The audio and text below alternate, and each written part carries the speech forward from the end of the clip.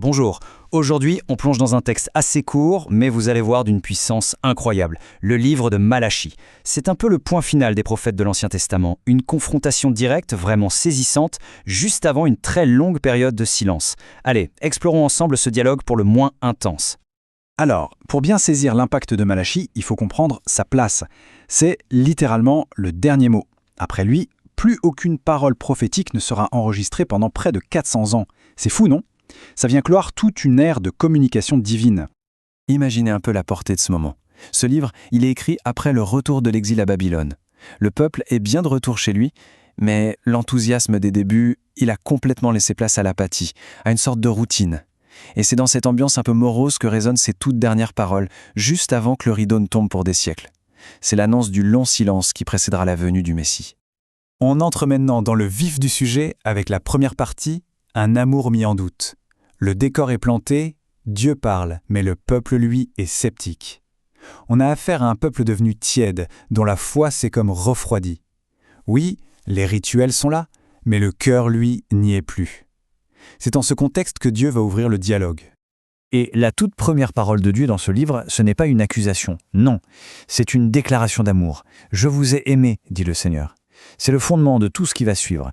Il pose cette affection particulière comme point de départ de la conversation. On pourrait s'attendre à un peu de gratitude, ou au moins de l'écoute, pas vrai? Mais la réaction va être surprenante. Ce qui est fascinant ici, c'est que le livre est structuré comme un débat. Dieu avance un point, et le peuple le conteste directement. Et là voilà la réponse froide, sceptique, presque insolente. En quoi nous as-tu aimés ? Cette question elle révèle une déconnexion spirituelle vraiment profonde.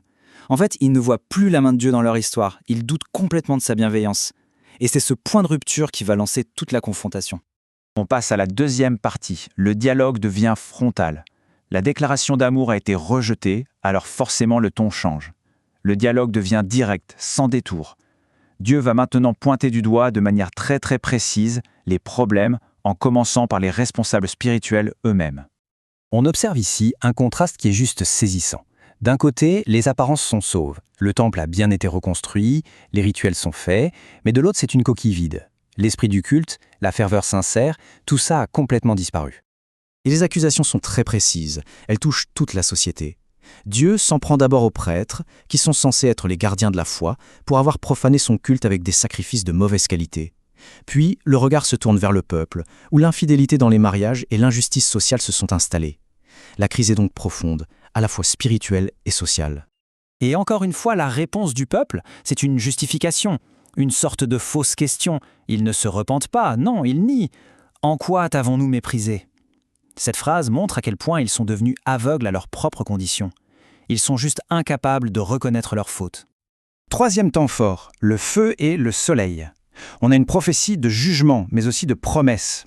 Après le constat et les accusations, le livre bascule vers l'avenir. Le prophète annonce les conséquences de leurs actes, bien sûr, mais aussi une formidable promesse d'espoir. Le but n'est pas seulement de condamner, mais d'annoncer une intervention divine qui va tout changer. Et voici la première grande promesse. Avant l'arrivée du Seigneur lui-même, un messager sera envoyé pour préparer le chemin. Sa mission, ce sera de redresser les cœurs et d'appeler le peuple à une repentance sincère. Puis, après le messager, le Seigneur viendra.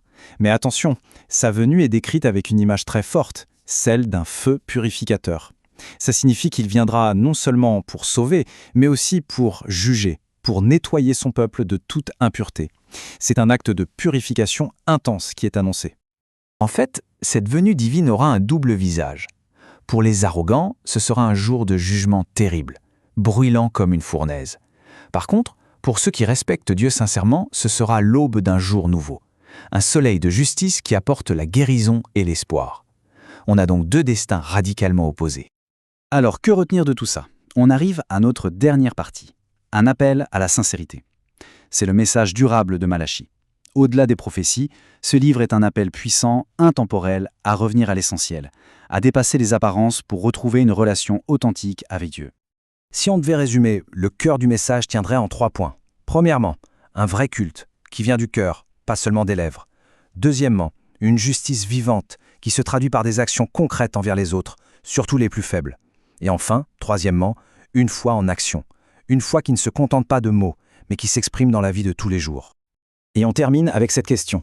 Cet appel à l'intégrité, cette mise en garde contre une religion de façade, cette invitation à aligner nos convictions et nos actions. Et si ce dialogue vieux de près de 2500 ans entre un Dieu aimant et un peuple distrait avait encore quelque chose de très personnel à nous dire aujourd'hui? La question bien sûr reste ouverte.